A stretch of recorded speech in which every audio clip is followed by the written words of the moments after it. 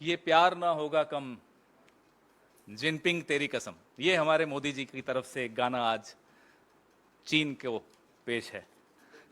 कितने ही कर ले सितम। गलवान में, अच्छा ये एक तरफा प्यार है ऐसा लगता है मोदी जी का, चीन से बड़ा एक तरफा प्यार लग रहा है, वन वे ट्रैफिक। गलवान में चीन हमारी सीमा के भीतर आकर बैठा, फिर 20 जवान, बहादुर जवान शहीद भी हुए। उसके बाद क्लीन चिट प्रधानमंत्री ने दी। उसके बाद जयशंकर जी ने तो नतमस्तक हो गए पूरी तरह से, वो तो बड़ी इकोनॉमी है, हम तो छोटी इकोनॉमी, हम उनसे कैसे मुकाबला करें। तो जो नुकसान प्रधानमंत्री जी ने क्लीन चिट चीन को देकर पहुंचाया हिंदुस्तान को, उससे दोहरा नुकसान जयशंकर जी के स्टेटमेंट से हुआ, ना केवल चीन को बल्कि ऐसे तमाम ताकतों को जो शायद हिंदुस्तान से उनकी अर्थव्यवस्था बड़ी हो या किसी और स्तर पर वो हमसे ज्यादा मजबूत हो। अब उनके मन में आ गया कि हिंदुस्तान मजबूत देश पर कभी जवाब नहीं देता, वो साहस नहीं दिखाती हिंदुस्तान की राजनीतिक नेतृत्व।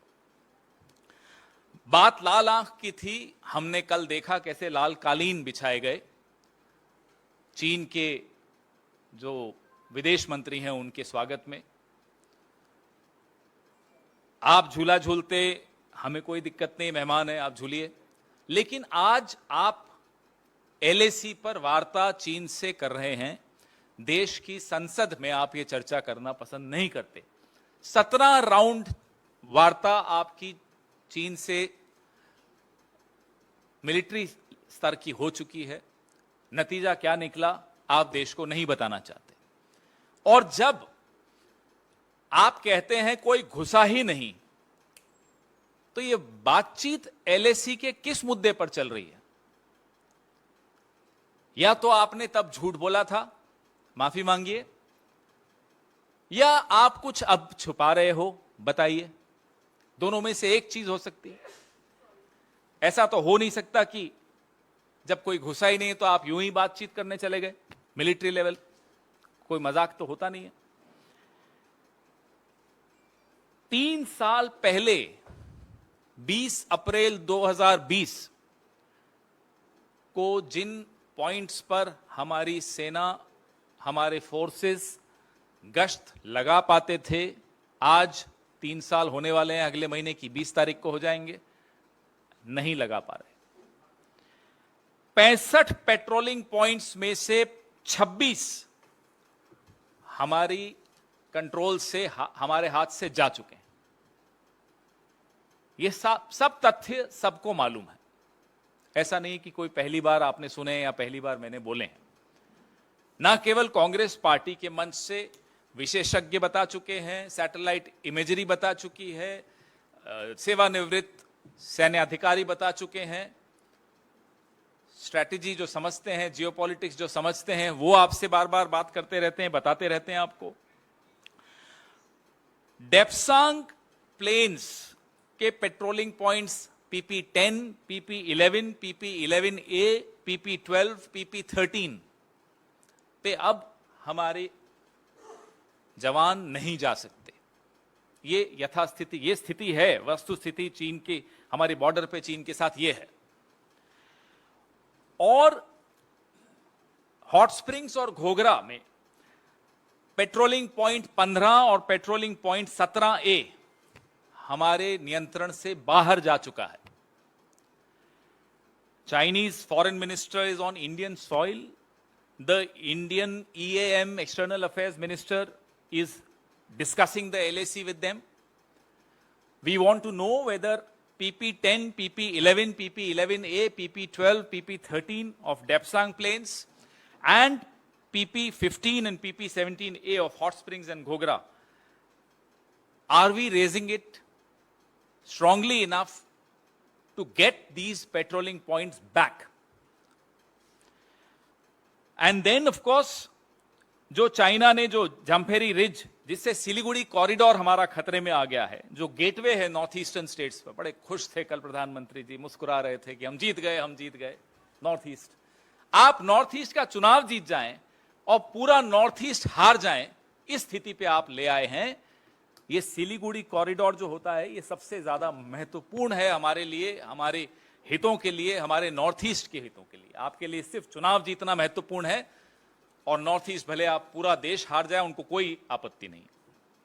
क्या इस पर चर्चा होगी?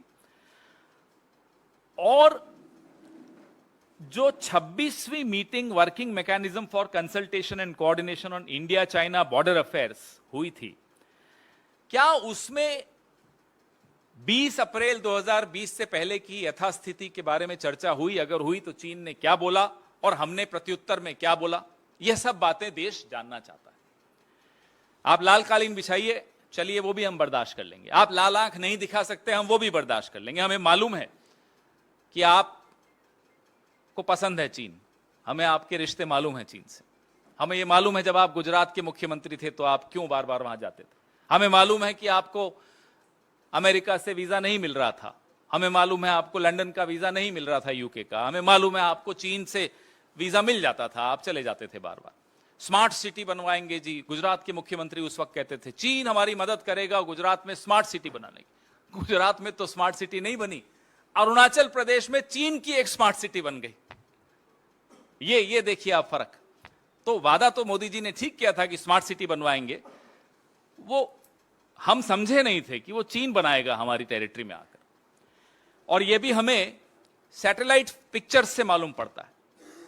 हमारे सरकार ने कोई सर्वदलीय बैठक बुला के नहीं विश्वास में लिया कि साहब ऐसा हो गया है, बताइए अब आगे क्या करना चाहिए। ऐसा कुछ नहीं हुआ।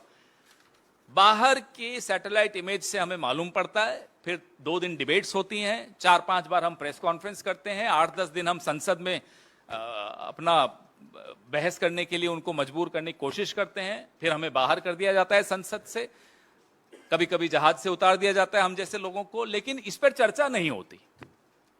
यह स्थिति चीन के साथ बनाई है। और जयशंकर जी को एक आखिरी में मैं सलाह दूंगा, उसके बाद सुप्रिया जी आपसे बात करेंगी। अर्थव्यवस्था छोटी हो सकती है, हमारी सेना का कलेजा बहुत बड़ा है, उसको कम मत आंकिए। हमारी सेना के कलेजे का अपमान मत करिए।